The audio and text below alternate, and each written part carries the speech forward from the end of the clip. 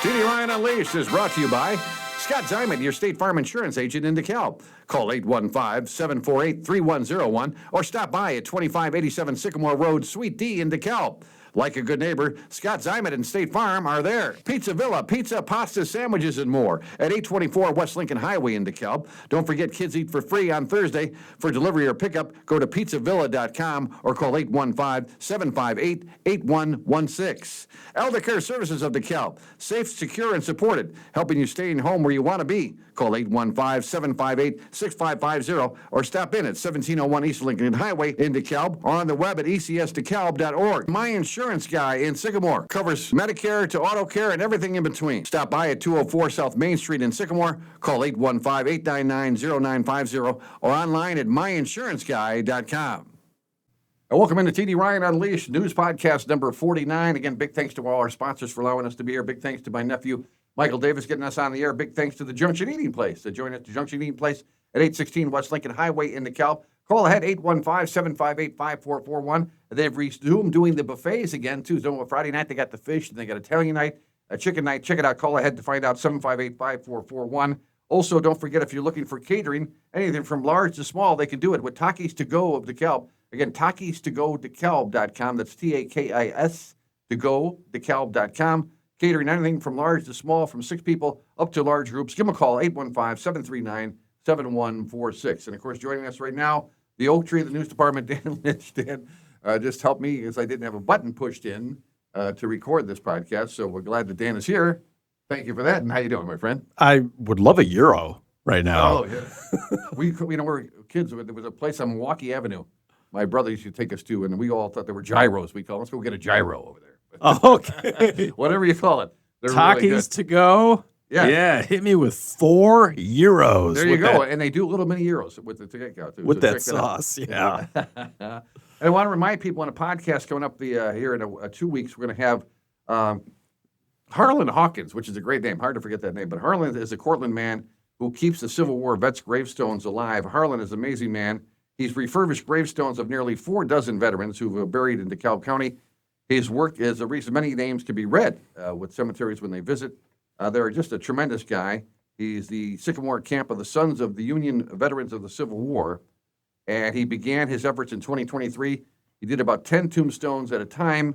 He's done up to 44 tombstones right now, and there's 144 veterans buried in the Elmwood Cemetery, and he's going to do every one, Dan. He said he want to get every single one. He's restored 48 up right now, and that leaves him 100 tombstones to go. And he said when he's done with Elmwood Cemetery, he's going to go to other cemeteries and find veterans. So to have that kind of commitment, I mean, a lot of people say, oh, well, the veterans, it's all about the veterans. But here's a guy really doing something for the veterans. So. For some, it is hard to read. Yeah. Because of the erosion, I guess. So that's a wonderful niche he's filling. Yeah, he's got some stuff, I forget what it's called, but you can spray up, push on there, and it clears up the gravestones. But it's a long process. It takes like 12 hours to do one gravestone. So what an incredible guy. So kudos to him. Harlan Hawkins, if you know him in Cortland, give him a little pat on the back next time you see him. All right, what do you got for news there, my friend? Well, the 35-year-old man accused of killing his parents in Sycamore last fall is apparently unfit to stand trial. The DeKalb County Sheriff's Office says Gary and Holly Schmidt were found dead back on September 30th in a home on Oakland Drive. Investigators believe they were killed by blunt force trauma or due to blunt force trauma. The couple's son, Kevin, was arrested in Rockford on 4 counts of first-degree murder. Court records indicate a judge found Schmidt to be mentally incompetent at the beginning of his jury fitness trial earlier this week. I didn't read the whole article, but do you know what happens now? So he's unfit to stand trial. Is he then referred to a mental institution at that point, or is it? Well, that. Or do you know? I should have. It was a big, long article. I didn't read the whole thing. Eventually, I think he's going to be assessed further. Okay. Because it's such a serious crime. Yeah. But I don't know for sure. Okay. I should have read that up more, but that's a really sad situation. Beyond sad. Well, chicken. People are obsessed with chicken. Drive-through chicken restaurant near Smoothie Cafe in DeKalb gets a favorable nod from the commission. You remember what used to be an auto parts store? It's right across from Walmart there. If you know that little strip mall that's right there. Well, that's where they want to put this, a national chicken brand. They won't say what it is. Again, a Project Chicken. Could CBC new kitchen outside of DeKalb to serve up good eats. According to the Planning and Zoning Commission that was held a meeting this week. Of course, John Pappas. Does that guy ever rest? I think he must own or have built half the buildings in DeKalb, but he's behind this. Petitioner John Pappas of Pappas Developments remained mum on identifying the name of the tenant eyeing the DeKalb, but he did disclose some details of the company's sales history. They average annual sales of 2.8 and 3 million per year. So whatever chicken place is coming in, it's going to. Okay. It's been doing pretty good. Well, how many are there? I'm trying to think. You got. The Cane's just opened down the street from there. The Cane's Chicken. Is that their signature? Yeah, I guess so. Is it Raisin Canes or something? Okay, and then you've got Kenny Rogers, which is, I guess, no longer with us. No, I was thinking about the Seinfeld episode where they have the Kenny Rogers restaurant across the street from Roasters. well, Kentucky Fried. Is it still alive? I believe it's now KFC now. Oh, that's It's right. dignified. Proper terminology. And, of course, you got Chick-fil-A. Oh, that's right. That was a rumor that it might be a Chick-fil-A. But I bet their sales are higher than 2.8, 3 million. But yeah, people rave about the Chick-fil-A. So we're like, we have a blessing of it, Mexican restaurants and now chicken restaurants. We're lousy with chicken restaurants and Mexican restaurants in DeKalb. And then this is also going to be part of the deal will be a smoothie restaurant, which, I don't know, Dan, do you do the smoothies? Are smoothies that popular? Here it is. Occupying the north end of the building would be Tropical Smoothie Cafe. Plans are approved. It's not only known for their smoothies, but also for their tropical bowls, wraps, quesadillas, and flatbread, according to the company's website. I think smoothies are popular. Yeah. Especially the ones with sugar in them. I did them for a while there when I was trying to get healthy, and then I even put kale in there. And kale just ruins the taste of everything. It was just not good. Oh, so I decided to incorporate this. We're going to do, well, who's talking on the internet? Now, this is about this story. I just printed out a couple here. Somebody says that would be a pretty good location for it. Come on, John Pappas, let's go. Good luck to the Pappas family. They build things in DeKalb. They employ people and add to the community, the populace, and the tax revenues to the city. Business owners, to the business owner, I tip my hat to you. Would this be an American or Greek type restaurant? Somebody says. These places are fantastic. Wait, it says chicken. I guess Overwise ice cream, somebody says. And somebody says, why bother? You agree to everything he wants. Doesn't he have enough empty buildings? So I don't think Pappas has any empty buildings. I think everything he's built, he's filled, including when you and I were still working at the radio station. He's building one more right there, right, with another apartment building. Yeah, although that's been really delayed. Yeah. But someone brought up a good point. He does make a contribution. Yeah. He employs a lot of people. Yeah. How many people, you got to ask the critics, well, how many people do you employ? How many jobs do you create? Yeah, Scott Zach, my news predecessor, used to call me on that when a restaurant would close. I would say, oh, that's a shame, and then he would say, and when was the last time you went to that restaurant? I'm like, well, there you go. I guess because we don't get out much. Me and the missus, we don't. But I root for these places too. You guys said you like Tapalolona. You get down there and yeah. Well, I mean, still fancy once in a while.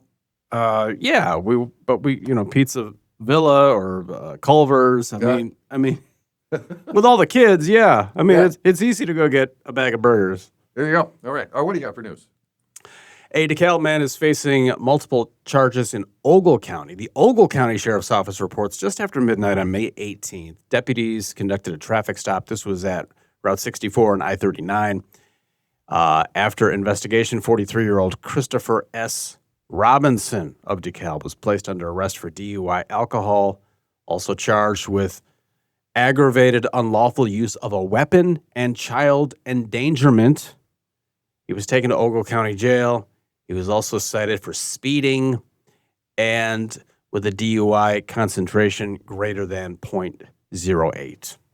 Oh, I just saw a thing, I get these posts on Facebook, and I didn't delve into it too deeply, but it said a guy just got released from a DUI, and a couple hours later he got another DUI. So I don't know if that... That's one of my stories here. Yeah. That? Oh my gosh. I knew a gal, haven't we all? I knew a gal who got two in one day. One day. Yeah.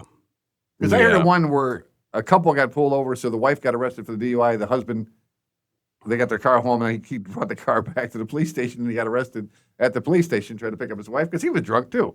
Yeah. So, but how'd you get the 2 in one day? Was you got released and then went on a bender? Yeah. Now, I remember she was a customer of mine, and I remember her thinking, I didn't say this to her, but after that, you got to look at yourself in the mirror. Right. Yeah, that might be a questionable time there. Because, I mean, anyone can get popped once, Uh, but 2 in a day, yeah, you really got to look inward. yeah.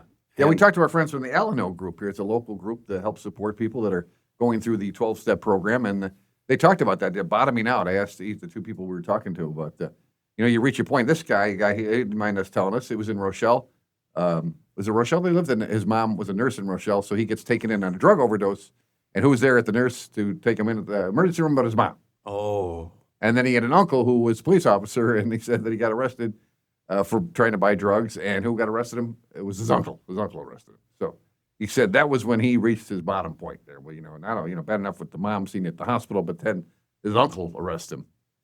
And it's like, there's bottom. You've reached the bottom now. I don't think he can go any lower than that. But he got the help, and now he's helping other people. So Wow. it's a great thing. Jake Elbers, who wouldn't mind me saying his name there. Or, I love when they repurpose buildings. I always remember hearing about the old post office in DeKalb, and people tried to keep that around, but unfortunately wasn't able to stick around. Well, in Sycamore, they have an old, which was originally the Sycamore High School, Sycamore Case Apartments for a former Central building, school building. Developers plan to build more than a dozen units for rent. A proposed renovation that would transfer the interior of the former Central School building in downtown Sycamore into more than a dozen apartment units has been approved by the Sycamore City Council. This is a great idea. The city on Monday voted unanimously to approve a request to rezone the building located at 245 West Exchange Street to a multiple family housing. The Sycamore School Board would sell the property for $151,000. That was back in October of last year. The property was zoned for institution and public use. Now, it began as the Sycamore's first high school. How about that? And later used as the Sycamore Community School District 427 administrative building. But now they want to make it into apartments. The third ward alderman, Marvin Barnes, who's been a guest on the show, was glad the building won't be demolished. He said, quote, "In an era when everything is being torn down nowadays, rebuilt with something else, it's absolutely wonderful that developers want to preserve Central School. I still call it Central School." He says, I converted that. So that was a great story there about converting the old building, the old high school in Sycamore, into apartments.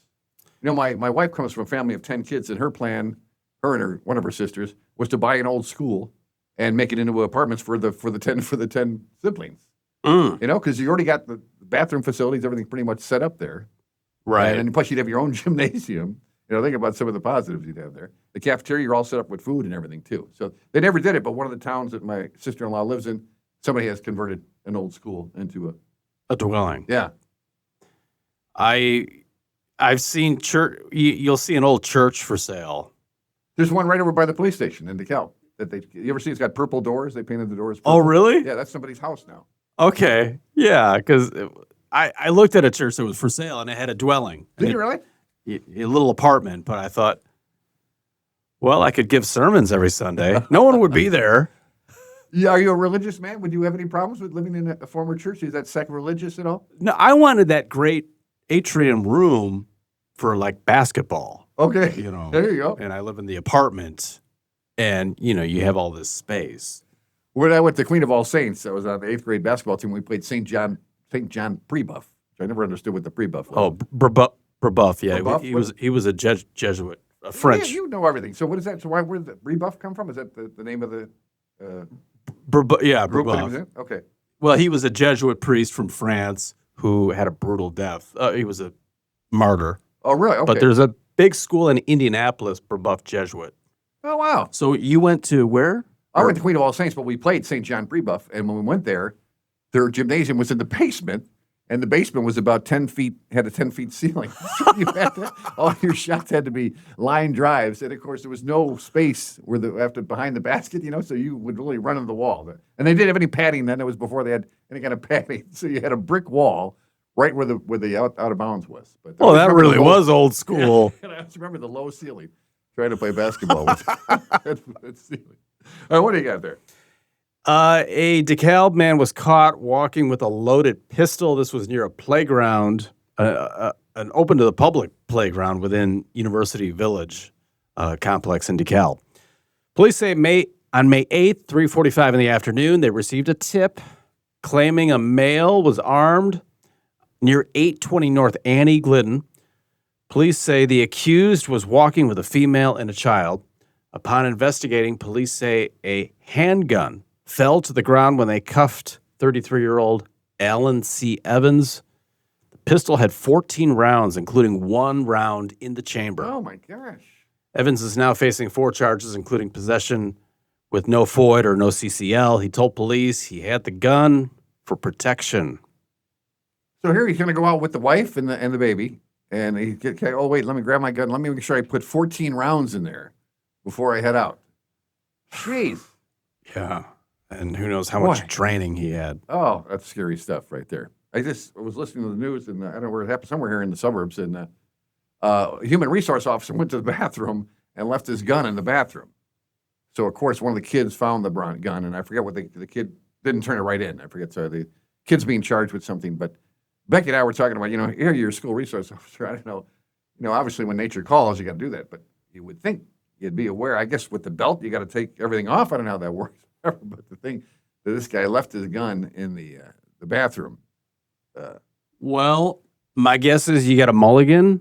But if you did that again, yeah, probably gone. Well, there was another one I saw where a guy was, the kids were all breakdancing, so the resource officer is going to jump in and breakdance, so he jumps in and breakdance, his gun goes flying down. Oh, gee. Yeah. So, again, and I got so much respect for police officers. No way am I whatever. But they're just people. Yes, right, and things happen. But it was scary that kid didn't turn that gun in right away. Speaking of schools, a new school superintendent who has confirmed we'll be interviewing her, we'll be hearing her in a podcast here in a couple of weeks. Proposes strategic reorganization. During her report, Dr. Kristen Campbell, the new superintendent of schools, recommended the creation of 5 new administrative positions. She suggested having combined yearly salaries worth more than $400,000. This was part of her memo as part of her 60-day job report. Documents show that this reorganization would create 5 new administrative jobs. Now, maybe you know more about this stuff, Dan. The chief academic officer, chief operating officer, special education administrator, and 2 new elementary school level assistant principal jobs as well, to the tune of about $444,000. The school board did not take action regarding these proposed new positions on Tuesday night. So I'm guessing these jobs are being done right now by other people, or, when you suggest, 4 new positions, I'm assuming you're going to be combining them, or there's attrition with the other 5 new positions. I'm assuming there's some attrition there, or what's going on. We'll find out when we talk to the superintendent. Yeah, because with technology, well, that's a good point. Staffing is shrinking. Yeah, we were talking to our friends from Elder Care Services, Tara Russo, about AI in the workplace. And, of course, they have to write grants because, again, Elder Care Services is not a government agency. They're an independent agency. And grant writing is really, I guess, an art form. I never wrote a grant, but I guess there's a lot of things and they have to have in there and stuff. But they use AI now to help write the grant papers, and they say it's so much easier. It's really? Yeah.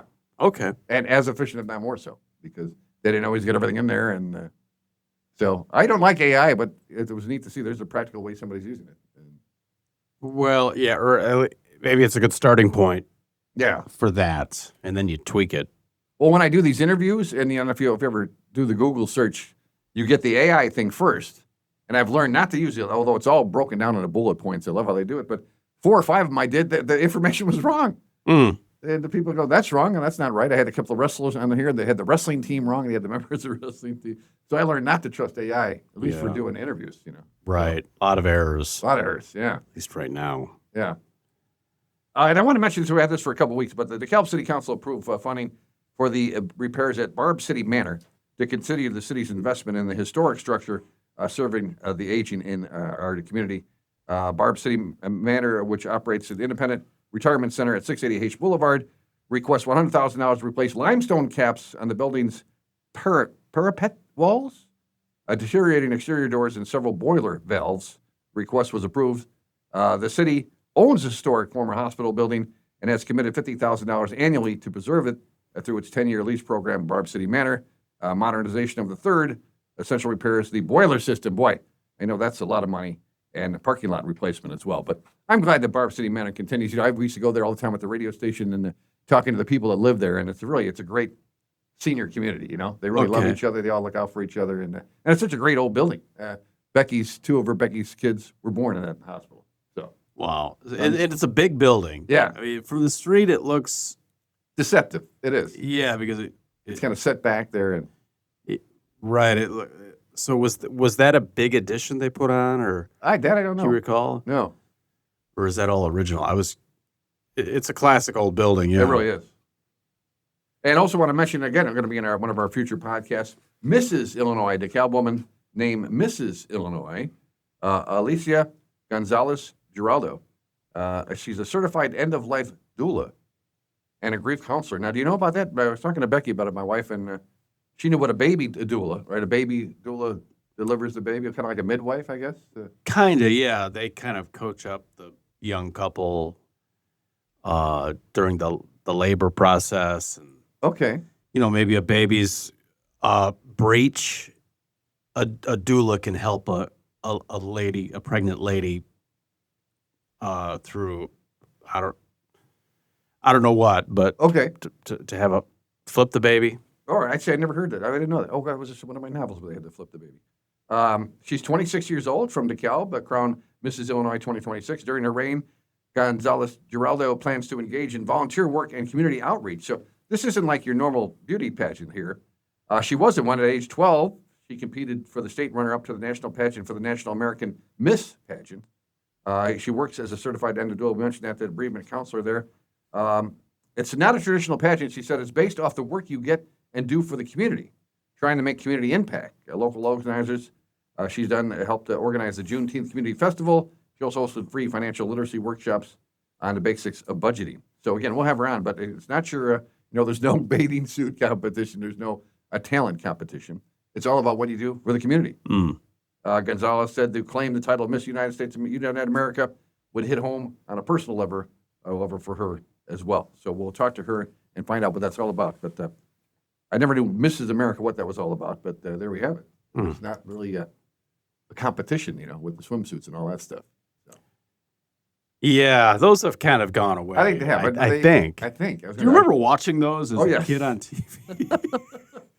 And it was one, not too many, because I have no sense of time, maybe 10 or 15 years ago, where the young lady tried to ask her some question about foreign relations or what it was, or education abroad, and she was just lost. And it became a meme, Yeah. playing it over and over again. Right. I think that we should, and she's kind of faking her way through the answer there. That was rough. All right, what do you got? You got another news story? Yeah. Surging summer electric prices begin June 1. Oh, great. The Citizens Utility Board says ComEd customers can expect electricity bills to go up after summer supply rates kick in June. Cub said ComEd's summer price represents a roughly 50% increase over 2 years ago. ComEd says customers could pay an average of 12% more on their monthly bills come June. Wow. And it's coming into late May. We got the solar panels about 5 or 6 years ago. And so in the summertime, I get $19, $20 a bill. But of course, there's a monthly fee if you have these solar companies. You got to pay, I think it's $30 a month. So you have to add that on to your monthly bill. But it certainly does work in the summertime. But, in the winter, I think in Illinois, we get 180-something days of sun a year. So Right. those solar panels in the wintertime aren't doing us any good at all there. Okay. And then we also know that at one point they're going to reach a lifespan there. And we joke that we're not going to be around for that. But Well, do you own them or do you Yeah. lease them? you own them, I guess. Okay. So I'm just curious if, let's say, you wanted to sell your home, what would happen there? that's a great question. I don't know how that works. They'd probably take over the contract. I don't know what that would. And I wonder, if these businesses go out of business too, what do you do with these solar panels when they're done? Probably should have looked True. into that. Yeah. At the time. And are you surprised they're not playing up the electric cars more? I saw the gas again today. The cheapest one here in DeKalb was $4.69, and I'm like, I'm surprised that they're not playing up the electric cars. This is just terrible. I mean, I'm so glad I don't have to commute anywhere, man. The guy was on Facebook saying $120 it takes to fill his pickup truck, and he commutes to Chicago every day. It's like, can't imagine absorbing those kind of costs. Man. Wow. I mean, you have to be making an executive income Right. to justify that. Yeah. So, God, I'm blessed. I live less than a mile from where I work. All right, let's take a look at the community calendar brought to you by Stagecoach Players Theater. Stagecoach Players Theater. Go to stagecoachplayers.com. Call 758-1940, 758-1940. A streetcar named Desire runs again this weekend. We had our friends from here last week talking about that. It runs this weekend at the beautiful Stagecoach Players Theater. Call over 758-1940. Later on, Dan will do his Stella impression for us. But 5 things to do in DeKalb, you ask? Well, how about Heartless? I think that a tribute to Heart. Remember when Heart first came out? Boy, the two sisters, Ann and Nancy Wilson, and what they play in rock and roll, and they're pretty too. I'm like, wow, this is all right. Yeah, what a great sound. The Warehouse on Park kicks it off. Oh, in general, that's a great place. Heartless will be a tribute to Heart at 8 p.m. on Saturday. The fun begins at 6 p.m. with DJ Dave will be there, and food trucks as well. Go to the Warehouse on Park.com for more info. A streetcar named Desire, we mentioned that. That's running this weekend at the Stagecoach Players Theater. Runs Friday, Saturday, and Sunday matinee. Go to stagecoachplayers.com for tickets. Beeswax Candle Workshop in DeKalb. Go back in time and learn how to make candles at this all-hands-on workshop at 1 p.m. on Sunday at the J.F. Glidden Homestead. Now, is that something you drag the puppets to, or is that like a little too much going on there? Making candles? Pretty practical. You can take the candles home when you're done. Yeah, I think that'd be fun. I think it'd be a good time for them. Memorial Day Parade, of course. Honor fallen service members. The City of DeKalb Memorial Day Parade program is Monday, May 25th. The parade steps off at 9 o'clock in downtown. They have the parade stepping off at 9 p.m. in downtown DeKalb. I believe that should say 9 a.m. 9 a.m. in downtown DeKalb. And then the program is at 10 a.m. at the Elwood House, and I believe that's at 9:30. Now, you've been to that a lot. Yes, I just love that. And they've been working on the sound system because for years, because you're right there by First Street, so you can't really hear a lot if you're sitting in the back. And so they've boosted the sound now where you can actually hear what the people are saying. And, of course, the Sycamore or DeKalb High School Choir is there. They sing some patriotic songs. And, you know, with all the stuff going on in the world, we're really, it seems like we're not really enjoying our 250th birthday, you know? True. It's like we've got so much crap going on. And then they got Trump with the reflecting pool, that whole mess there. Where I see they're behind schedule, and it was supposed to be $1 billion. Now it's like $13 billion. And, With what? the reflecting pool in Washington. I don't even know what that is. Yeah, you know the big reflecting pool there right by the Vietnam Memorial, right there. In the wall. Got it. When Martin Luther King made a speech. Yeah, so he decided that he wanted to repaint the bottom. It was like an aqua blue. He wanted it to call it the what's it called? American flag blue, the blue part of the American flag. So he hired these guys that have done pools for his hotels and stuff. No experience doing this. So again, the original cost was 1 billion. Now it's up to like 13 billion. They're behind schedule. And of course, it's our anniversary, 250th anniversary. So you get all this stuff going on there in the mall, and you got all these workers putting down this dark blue paint because he liked the color, the dark blue. And he's still trying to do the Arch Triumph thing. He's still trying to do an arch. But don't get me started. But again, the parade will be there at 9 o'clock, and then at the Elwood House at 9:30. It's a beautiful ceremonies. And of course, there's ceremonies all over DeKalb County as well, at various cemeteries as well. And then an afternoon concert, a Joy of Free concert by Katie Costner, right here at the DeKalb Library at 3 p.m. Costner plays guitar and ukulele, writes music, and sings for a vocal range with a wide variety of styles from Broadway to current pop, rock, folk, and country. Now, are any of your kids playing the ukulele? Because there's a ukulele club here in DeKalb, I know. And I guess it's a relatively easy instrument to learn how to play. Yeah. We had one. It's kind of a cheap, Yeah, sure. You can get really, really cheap ukuleles. Yeah. Of course, you can get really nice ones, but $300 or $400. I hear it's easy to play. Yeah. Easier than guitar, let's put it that way. Yeah, because you just got the 4 cards there. So, and some of the stuff, again, the DeKalb Public Library's been putting on all kinds of events during our anniversary. They have the Diverse Faces Behind America's Founding at 1 p.m. there on the 6th there. That's for teens and adults. And Jeopardy, All-American Jeopardy on 6/6 there at 2 p.m. for adults. I would like to do that because I call myself a history buff. I do read a lot of history, read a lot of biographies. I'd like to take a little history Jeopardy. See how that goes. Yeah, that'd be fun. Now, I have a question for you, TD. When you go to that Memorial Day where the parade ends at the Elwood, where do you park there? Do you just park? We park in the school right across the way. At Clinton Rosette. Clinton Rosette, yeah. Got it. Yeah, they open that up for people to park there. So again, if you're thinking of going there, Clinton Rosette, and then it's a short walk right across the way there. Okay. To the event there. So yeah, check that out. Thank you. All right. Let's take a look at sports now. And again, sports, there's not much going on. The DeKalb softball team ended the season against Harlem, falling just short in a comeback there. DeKalb softball team built a 4-run lead on Tuesday against Harlem behind. Oh, and this is softball. Yeah, there's also soccer in here. Alania Johnson's triple, Sarah Fultz double, and a key Johnson Kennedy Latimer double play got him the lead. But Harlem pitcher took over. Huskies stormed back to a 5-4 win in the Class 4A DeKalb Regional semifinals. The Huskies 21-8. They pushed across an underrun the bottom of the sixth. Naz Dean tried to get the number 5 Barb's try and run, but she singled with 1 out, immediately stole second, and advanced to third on a pop-up in foul territory just behind first base, but was left stranded there. So the Barbs finished their season 14-16. Again, much improved. The DeKalb girls softball team has gone leaps and bounds from where they were before. And Genoa Kingston girls soccer team dominated in the Class 1A regional semifinals. Now, do you have to have a fancy name to be on the soccer team? Ava Hernandez scored 4 times, but also Olivia Linfort, Xareni. How would you pronounce that? Do you pronounce the X? Xareni Jimenez scored twice. Yesenia, Yesenia, Yesenia Rodriguez, and Dolce Abera scored twice. So how was that for a name lineup there?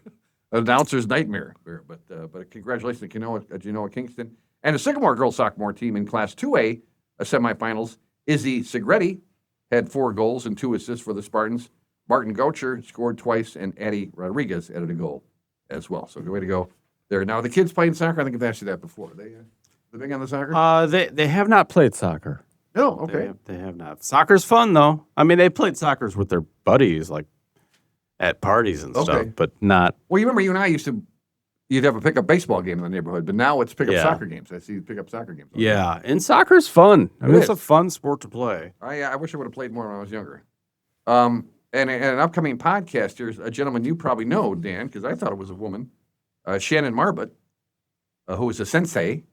Can you tell me what a sensei is? Sensei Shannon, yeah. Now, the martial art is karate. And it's S-A-M-A karate. You know what that acronym stands for? I should look that up. My kids would know. All right. But he's great. He's great. He sounds like a great guy. So we're going to talk to him about that and the history of karate. I kind of looked that up, too. It's kind of neat to learn about this stuff. But you do that because your kids, I mean, they can defend themselves, right? I mean, is that what the bottom line is when you have your kids taking karate? Well, it helps with discipline and self-esteem. Okay. Which you kind of need when you're young. Sure. And, what I love is that they teach them not to use it, really. I mean, right? I mean, you don't want to flaunt it. You just use it when you absolutely have to. Right. And I've seen Sensei Shannon work, and he's just he teaches the kids things he reinforces things that most or all parents teach their children, just to be respectful. Yeah. And I think he does a great job, and he's a real asset. I think and then he teaches in Genoa too. Oh yeah, and he's been teaching since like 1995. He said so. I'm looking forward to talking to Shannon. Then we appreciate him. He was a listener of the T.D. Ryan morning show. Yes, yeah. We brought it for that. We appreciate that. And that's a quick look at sports. Now taking a look at the obituaries. Again, a couple here. Patrick Fisher, 82, of Kirkland, passed away. Born in Chicago in 1944, graduate of Dundee High School. Class 62, married Buddy Rex Fisher in 1967. Now, she worked as a lunch lady, famous for offering seconds at the Genoa Kingston School District. Oh. Now, do you ever know a lunch lady to offer seconds? Especially when we had pizza, man, I would definitely go back. Think they did give us seconds on certain sides that they had a plethora of. Okay. Retired after 25 years of service. In her spare time, she loved watching General Hospital. Now, when I was in college, I watched General Hospital because a buddy of mine said, you want to meet chicks? He goes, watch this General Hospital thing, and then at a party, you can talk to them about Luke and Laura and what's going on. And I actually scheduled my classes around General Hospital. You ever get caught up in a soap opera? That's about 4 years ago. Yeah, All My Children. All My Children, okay, because half the kids are watching General Hospital, the other half are watching all my kids, as they always call them. Yeah, I remember Luke and Laura, Greg and Jenny, and Jesse Hubbard was another guy. I had Jesse, that's right, yeah. I had 4 sisters, so it was like, if the Cubs weren't on, it was that stuff. And Joyce Nelson, Joyce, 101 years old in DeKalb, born in 1924. Her grandparents came from Sweden in the late 1800s and built their house in DeKalb, where she lived for 96 years. Well, how many people can say they lived in the same house for 96 years? She married Robert Bob Nelson on July 18, 1946, right after the war there. Married for 53 years. Had a son, Ray, and then later had a companion, Fred, for 16 years. Joyce was employed at the Wurlitzer Company of DeKalb for many years. She was a devoted member of the First Lutheran Church, an avid volunteer community, loved singing, and was active in the choir, playing the piano. She was president of the Women's Club, participated in the Marine Corps League Auxiliary, and was a member of her church project group. For many years, she played the piano weekly for residents at Pine Acres. Boy, I always wish we had a piano in our house, and all my 4 brothers and I all had to take lessons for 1 year. That was the rule of Mom and Dad. And then you didn't have to do it after that. And I did it for the 1 year, and hot cross buns. I think I could still give you a rendition of hot cross buns, but man, I wish I could play piano. Because I remember going to a party years later, and this guy knew how to play piano, and everybody gathered around. He started playing the piano, man. And He was cool. oh, he was cool. Boy. But he did the work. Yeah, he did the work. Right. Yeah. I have one kid who does it. Hot cross buns. Yeah. 1 a penny, 2 a penny. Hot cross buns. I don't know why that stays in my head, but it does there. She was a traveler, went to New Zealand, Hawaii, Branson, and New York, as well as annual trips to Friendship, Indiana, and Hayward, Wisconsin. I went to college with a girl from Hayward, Wisconsin.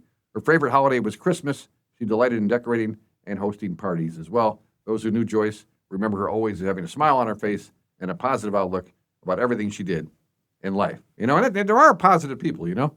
All the naysayers. I have some people that come in a haste gym, and you kind of know the type. They're only happy if they're complaining about something. But, you know, they're happy when they're complaining about something. It's like, Right. they just have to have whatever current thing is underneath their craw there. But all right, so we appreciate that. Let's take a quick look at the birthday list brought to you by DeKalb County History Center. Go to DeKalbCountyHistoryCenter.org. And, of course, with our 250th anniversary, what a great time to learn more about our own local history at DeKalb County History Center. They sent us over our own this date in history and this date. At May 22nd, 1895, legislation passed bill authorizing the establishment of Northern Illinois Normal School, a college for teachers. The name commission, including DeKalb barbed wire baron Isaac Elwood. The commissioner would select the location and help direct the school operation after it was built. Of course, you and I always talk about that famous story about when they were viewing the campus here at NIU, they had dammed up the river there. So when the authorities came through, they released the river, and it looked like this beautiful river is running through the campus all the time. And they had a guy stage who already had a fish on his line, and when they came around the corner, he pulled up the fish, and of course, it looked like he was just catching. And he said it was a slow day. It was a slow day. So I guess that helped sell them to have this location for NIU. The cornerstone started building the Sycamore Public Library, speaking of great old buildings, was laid on May 24th, 1905. The Sycamore City Council had granted appropriations of $1,000 yearly for the maintenance and philanthropy. Andrew Carnegie had given $10,000 toward the building library. The site is a valuable lot on the corner of Main and State Street with a frontage of 64 feet on each side and had been provided by Frederick P. Townsend of Sycamore. And finally, after 30 years of production, General Electric built their 1 millionth, 100 millionth, 100 million. So it would be 100 millionth. I have trouble saying that word. Mm-hmm. General Electric built their 100 millionth motor on May 20th, 1976. The company produced appliance motors in their Pleasant Street factory since they purchased the plant in 1946. In 1976, the Appliance Motors Products Department is the world's largest producers of such motors. So that old General Electric building was the bomb back in the day. Okay. 100 million motors. But little like 5-horse electric motors Right. that would go into appliance. Uh-huh. Got it. But how about that? Well, I did not know that. That's amazing. Of course, I think that building still sits empty, doesn't it? Did somebody Is take that that over? over by Pleasant? Yeah, Okay. right there by the highway there. That empty for a long time. I think somebody might have bought that for something, some kind of logistics company or something. But again, we thank our friends at the DeKalb County History Center. Check it out, DeKalbCountyHistoryCenter.org for all the cool things that are going on in our area. And again, we thank all our listeners, and I thank my nephew for getting us on the air. I've been giving Dan children's books for his kids, and this one is so cool. This is Noisy Things That Go, and then on each one there's a little button you can push, like there's a train, and there's a car, And they all work. I'm amazed at a helicopter as well. So, I didn't have a book like this when I was a kid, boy. And, so I hope you enjoy thank that. you. But, and you're going to have a great Memorial Day. Now, next week, Dan is going to get a well-deserved day off or a show off. Mm-hmm. And we're going to have our friends from Sycamore going to come in and visit with us, and we'll do kind of focus on Sycamore news. But Good. looking forward to that. So Fantastic. Yeah, the gentleman, he's been on before. yeah, I doesn't forget his name right now. He owns MVPs in Sycamore. Mhm. Going to be our guest there, our guest news host. So we're looking forward to that. What do you do now? Oh, and I also want to mention a podcast that's out right now. So on Bridget Reed, the 8th grader, once again, she won the DeKalb Regional Spelling Bee 2 years in a row. The second one gives her a trip to the Scripps National Spelling Bee, which is at the end of this month. There, I think it's on ESPN. I was talking to her dad about that. Reed is also a 3-time champion of the Little 10 Conference Spelling Bee. Again, she's just an amazing young lady. She's won multiple awards, and she's also the daughter, sister, and granddaughter of several U.S. Army Marine Corps veterans. Her mom and dad are both Marines. And one active duty British Royal Air Force officer. That's her brother, is in the Royal Air Force. How cool is that? She's a published author, and she's won the National Service Award. And here's the part I really love. Now, Dan, she's in 8th grade. She's going in freshman year. I aspire to tenure professor of English literature at the University of Cambridge under the tutelage of Dr. Amy Morris, or at the University of Oxford under the tutelage of Dr. Peter Boxall. So she already knows where she wants to go to college, who she wants to study under, and then what she wants to do once she graduates. So don't tell me the kids around now aren't got something going here. So that's Bridget Reed. Check it out. She has her own website, bridgetreed.com. But again, root for her in the spelling bee coming up here on March 28th. 29th. You told me you were a decent speller. You weren't like me that had to sit down immediately when he started doing the spelling bee. Yeah, but I didn't keep it up because I wasn't much of a reader. If you read a lot, your spelling improves too. Yeah. So Reed is spelled R-E-E-D? No, that's a good thing. No, the spelling name is R-E-I-D. So Okay. It's Bridget, and it's Bridget. It's not. It's an old Irish name, and she's named after her great grandmother, B-R-I-G-H-I-D. Bridget Reed. Got it. They're just an 8th grade, just amazing. First 8th grade I know who has her own website. She was very impressive. So root for her with the Scripps Spelling Bee coming up there. I think she finished 148th out of 250 something last year, and so she's ready this year. And she says when she's trying to think of how to spell a word, she pictures it up on the ceiling. She says she actually sees somebody writing the word on the ceiling. Interesting. That helps her to get the spelling. Because you ever watch those? There's so much pressure on the kids and how they work through it there and then come up with the spelling of the word. It's amazing. Yeah, at a tender age. Yeah. They're Yeah. So, Bridget, check it out, bridgetreed.com. All right, Dan, thank you so much. We'll miss you next week, but we appreciate your efforts, and we'll see you the following. Have a great Memorial Day, and we'll talk to you soon. Thanks, TD. Talk to you in June. All right. And again, thanks to our sponsors, and a big thanks to Michael Davis getting us on the air with TD Ryan Unleashed News Podcast number 49.